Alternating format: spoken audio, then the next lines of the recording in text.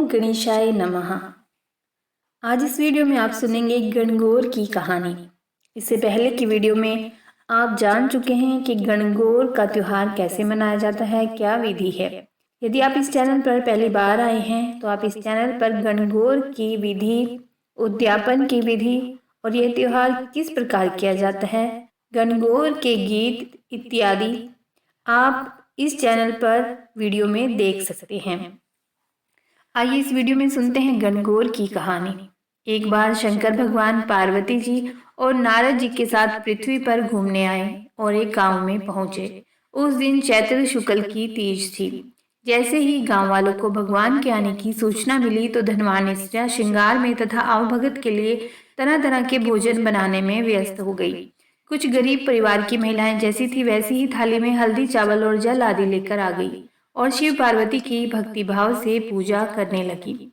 माता पार्वती उनकी पूजा से प्रसन्न हुई और उन सबके ऊपर सुहाग रूपी हरिद्रा यानी कि हल्दी छिड़क दी। इस प्रकार माँ पार्वती का आशीर्वाद और मंगल कामनाएं पाकर अपने अपने घर चली गई। कुछ देर बाद अमीर औरतें भी 16 श्रृंगार कर 56 भोग सोने के थाल में सजा कर आ गई। तब भगवान शंकर ने पार्वती जी को कहा कि सारा आशीर्वाद तो तुमने पहले ही उन स्त्रियों को दे दिया, अब इनको क्या दोगी। पार्वती जी ने कहा, आप उनकी बात छोड़ दें, उन्हें ऊपरी पदार्थों से निर्मित रस दिया है, इसीलिए उनका सुहाग धोती से रहेगा। परंतु इन लोगों को मैं अपनी अंगुली चीरकर रक्त सुहाग रस दूंगी, जो मेरे समान ही सौभाग्यशाली बन जाएगी। जब कुलीन स्त्रियां शिव पार्वती की पूजा कर चुकी तब माँ पार्वती ने अपनी अंगुली चीरकर उन पर रक्त छिड़ककर अखंड सौभाग्य का वर दिया। इसके बाद पार्वती जी शिव जी को कहने लगी कि मैं नदी में नहाकर आती हूँ। माँ पार्वती ने नदी के किनारे जाकर बालू से शिवलिंग बनाया और आराधना करने लगी। शिवजी ने प्रसन्न होकर वरदान दिया कि आज के दिन जो भी स्त्री मेरा पूजन और तुम्हारा व्रत करेगी उनके पति चिरंजीवी रहेंगे और अंत में उन्हें मोक्ष मिलेगा। इसके बाद पार्वती जी वहां गई जहां शिव जी और नारद को छोड़कर गई थी। शिवजी ने देर से आने का कारण पूछा तो पार्वती जी ने बहाना बनाया और कहा कि नदी के किनारे मेरे भाई भाभी मिल गए थे, उन्होंने दूध भात खाने का आग्रह किया, इसीलिए देर हो गई। शिव जी बोले, हम भी दूध भात खाएंगे और जंगल की तरफ चल दिए। पार्वती जी ने सोचा पोल खुल जाएगी, मैं प्रार्थना करती हुई पीछे पीछे चल दी। जंगल में पहुंचने पर देखा सुंदर माया का महल बना हुआ था। उसमें पार्वती जी के भाई और भाभी विद्यमान थे। भाई भाभी ने उन सब का स्वागत किया और आव भगत की और वहां रुकने का आग्रह भी किया। तीनों ने आतिथ्य स्वीकार कर लिया। 3 दिन वहां रुके, फिर वहां से रवाना हो गए। तीनों चलते चलते काफी दूर तक आ गए। शाम होने पर शिवजी पार्वती जी से बोले कि मैं अपनी माला तो तुम्हारे मायके में ही भूल आया हूँ। पार्वती जी ने कहा कि मैं लेकर आती हूँ और माला लेने जाने लगी। शिवजी बोले, इस वक्त तुम्हारा जाना ठीक नहीं है। उन्होंने नारद जी को माला लेने भेज दिया।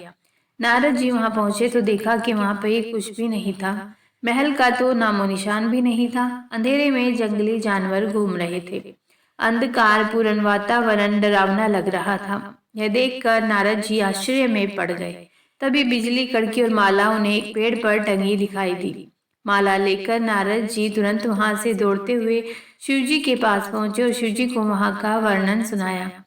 सुनकर शिवजी हंसने लगे और उन्होंने नारद जी को बताया कि पार्वती जी अपनी पार्थिव पूजा की बात गुप्त रखना चाहती थी, इसीलिए झूठा बहाना बनाया था और फिर असत्य को सत्य करने के लिए उन्होंने अपनी पति धर्म की शक्ति से माया महल रचा था। सच्चाई बताने के लिए ही मैंने तुम्हें वहां माला लेने भेजा था। यह जानकर नारद जी माँ पार्वती की पतिव्रता शक्ति से बहुत प्रभावित हुए। उन्होंने माँ पार्वती की बहुत प्रशंसा की और पूजा करने की बात छिपाने को भी सही ठहराया, क्योंकि पूजा पाठ गुप्त रूप से पर्दे में रहकर ही करना चाहिए। उन्होंने खुश होकर कहा कि जो स्त्रियां इस दिन गुप्त रूप से पूजन कार्य करेंगी उनकी सब मनोकामना पूरी होगी और उनका सुहाग अमर रहेगा।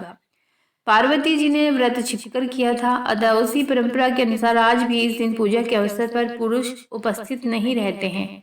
खरी की कोटि अधूरी की पूरी। जय शिव शंकर, जय माँ पार्वती। ओम नमः शिवाय। आइए सुनते हैं गणेश जी की कहानी। गणेश जी की कहानी सभी प्रकार के व्रत में सुनी जाती है। कोई भी व्रत करने पर उस व्रत की कहानी के अलावा गणेश जी की कहानी भी कही और सुनी जाती है। इससे व्रत का पूरा फल मिलता है। व्रत की कहानी के साथ ही गणेश जी की कहानी जरूर सुननी चाहिए। आइए आरंभ करते हैं। एक बार गणेश जी एक लड़के का वेश धरकर नगर में घूमने निकले। उन्होंने अपने साथ में चुटकी भर चावल और चुल्लू भर दूध ले लिया। नगर में घूमते हुए जो मिलता उससे खीर बनाने का आग्रह कर रहे थे। बोलते, माई खीर बना दे। तो लोग सुनकर हंसते। बहुत समय तक घूमते रहे मगर कोई भी खीर बनाने को तैयार नहीं हुआ। किसी ने ये भी समझाया कि इतने से सामान से खीर नहीं बन सकती, पर गणेश जी को तो खीर बनवानी ही थी। और अंत में एक गरीब बूढ़ी अम्मा ने उन्हें कहा कि बेटा चल मेरे साथ, मैं तुझे खीर बनाकर खिलाऊंगी। गणेश जी उनके साथ चले गए। बूढ़ी अम्मा ने उनसे चावल और दूध लेकर एक बर्तन में उबलने को चढ़ा दिए। दूध में ऐसा उफान आया कि बर्तन छोटा पड़ने लगा।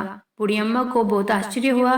कुछ समझ नहीं आ रहा था। अम्मा ने घर का सबसे बड़ा बर्तन रखा, वो भी पूरा भर गया। खीर बढ़ती जा रही थी, उसकी खुशबू भी चारों तरफ फैल रही थी। खीर की मीठी मीठी खुशबू के कारण अम्मा की बहू के मुंह में पानी आ गया। उसकी खीर खाने की तीव्र इच्छा होने लगी। उसने एक कटोरी में खीर निकाली और दरवाजे के पीछे बैठकर बोली, ले गणेश तू भी खा, मैं भी खाऊं। और खीर खा ली। बूढ़ी अम्मा ने बाहर बैठे गणेश जी को आवाज लगाई, बेटा तेरी खीर तैयार है, आकर खा ले। गणेश जी बोले, अम्मा तेरी बहू ने भोग लगा दिया, मेरा पेट तो भर गया, खीर तू गांव वालों को खिला दे। बूढ़ी अम्मा ने गांव वालों को निमंत्रण देने के लिए गई। सब हंस रहे थे। अम्मा के पास तो खुद के खाने के लिए कुछ नहीं था। पता नहीं गांव को कैसे खिलाएगी, पर फिर भी सब आए। बूढ़ी अम्मा ने सबको पेट भर खीर खिलाई। ऐसी स्वादिष्ट खीर उन्होंने आज तक नहीं खाई थी। सभी ने तृप्त होकर खीर खाई, लेकिन फिर भी खीर खत्म नहीं हुई, भंडार भरा ही रहा। हे गणेश जी महाराज, जैसे खीर का भगोना भरा रहा, वैसे ही हमारे घर का भंडार भी सदा भरे रखना। बोलो गणेश जी महाराज की जय। आइए सुनते हैं लपसी और तपसी की कहानी। लपसी और तपसी की कहानी सुननी बहुत ही आवश्यक है, क्योंकि यदि यह कहानी ना सुनी जाए तो आपके पुण्य का फल आपको नहीं मिलता। तो आइए आरंभ करते हैं लपसी और तपसी की कहानी। एक लपसी था, एक तपसी था। तपसी हमेशा भगवान की तपस्या में लीन रहता था। लपसी रोजाना सवा सेर की लपसी बनाकर भगवान का भोग लगाकर ही जीवता था। एक दिन दोनों झगड़ा करने लगे। तपसी बोला, मैं रोज भगवान की तपस्या करता हूँ, इसीलिए मैं बड़ा हूँ। लपसी बोला, मैं रोज भगवान को सवा सेर लपसी का भोग लगाता हूँ, इसीलिए मैं बड़ा हूँ। नारद जी वहां से गुजर रहे थे। दोनों को लड़ता देखकर रुके और उनसे पूछा कि तुम क्यों लड़ रहे हो।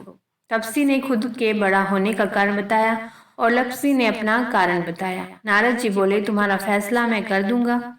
दूसरे दिन लपसी और तपसी नहाकर अपनी रोज की भक्ति करने आए तो नारद जी ने छुप करके 1.25 करोड़ की एक एक अंगूठी उन दोनों के आगे रख दी। तपसी की नजर जब अंगूठी पर पड़ी तो उसने चुपचाप अंगूठी उठाकर अपने नीचे दबा ली।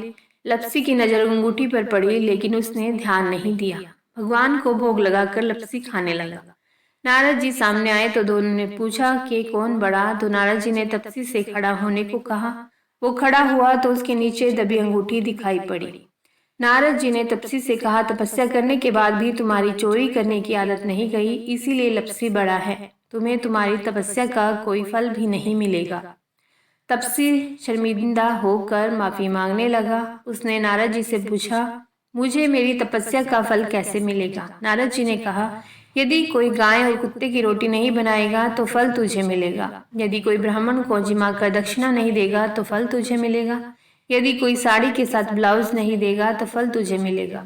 यदि कोई दिए से दिया जलाएगा तो फल तुझे मिलेगा। यदि कोई सारी कहानी सुने लेकिन तुम्हारी कहानी नहीं सुने तो फल तुझे मिलेगा। उसी दिन से हर व्रत कथा कहानी के साथ लपसी तपसी की कहानी भी सुनी और कही जाती है। जय हो नारद जी की। जय श्री नारायण। जय श्री नारायण।